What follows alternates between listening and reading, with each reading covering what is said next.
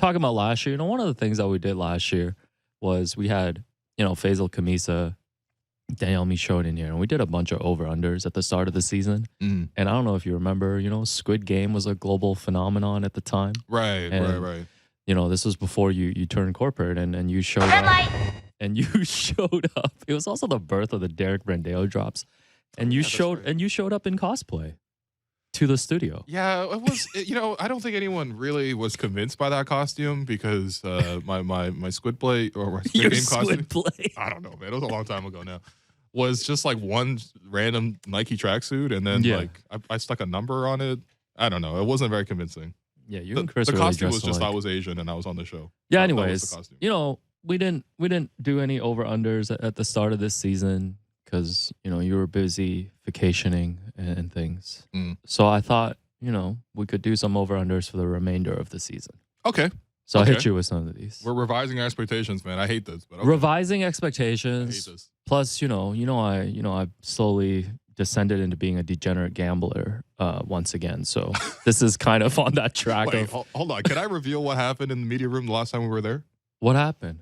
Pre-game, we were watching Nick Nurse, the press conference. No. We'll leave that. Oh, yeah. Okay. All right. Anyway, shouts to Mikal Bridges. Leave that for the banter pod. Yeah. Anyways, here's your first over-under. Okay. This guy's trying to reveal so much this week. Number of trades at the deadline for the Toronto Raptors, over, under 1.5. And before you answer, so Michael Grange, friend at Sportsnet, put out an article yesterday, just an update on the Raptors situation. And he said that according to one leak source who's been monitoring the Raptors situation closely, he said, quote, Toronto is the first domino. What they do will affect teams all across the league, including Dallas, Phoenix, Lakers, Atlanta. Not that it's about deals with any particular teams, just that people are going to wait and see what the Raptors do before they make their moves, and that Toronto could set the market. So over under 1.5 trades. I'd say over. Okay. I think right now it's almost like you're being primed as an audience to like anticipate moves being happen. And obviously, like, I don't think, to be honest, like they really need to treat it with kid gloves either, right? Like I think the situation is what it is. I think everyone understands how frustrating the season has been. When they watch the product, they understand that moves definitely need to be made. So I don't know necessarily they need to be primed in this sort of like very deliberate way, but I think it's pretty clear. Like, you're going to make moves. At minimum, I think you'll probably see some minor moves, like Otto Porter, for example. Can we move him back to the Warriors? Yeah, he's up next on the over-unders. But yeah. Okay, yeah, fair enough. But my point is, like, yeah, I think you do need moves on this team.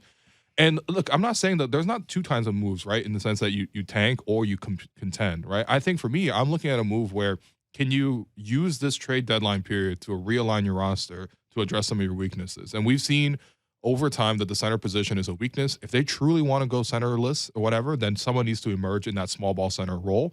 Is that going to be Scotty for you? Is that going to be, I guess they've tried OG and Pascal in the past. I don't really think they're good options for that. Is that going to be Precious for you? Is he going to be, for the rest of the season, continue to progress and get to the point where he's knocking on the door for starting again? Because that's where he ended up last season. And then, of course, he took a step back.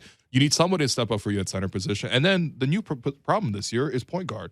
Right? Like Fred was obviously very good last season, pretty good the years before that as well. But this season, his body is breaking down to the point where it's just like, can you actually move forward with him? Right? What is physically wrong? Can you get him to a point where we don't think about, okay, he shot 3 of 15 again, but it was his back, it was his knee, it was this and that. Like, can we get to the point where he's playing consistently, where we're not constantly coming on here and talking about reducing his role, reducing his minutes? We're not having conversations about free Jeff Dowtin, because otherwise then we need to get a starting point guard as well. And so can you use this opportunity here to balance and build your roster? To be honest, for me, the Raptors' hardest part is done. You have a really, really talented player in Scotty, and then you have a number one option in Pascal. It's just about how to surround that and balance out the roster and getting guys to buy into the roles and guys who can service those roles on a fully formed basis. And so, yeah, 1.5 trades, I'm taking the over on that.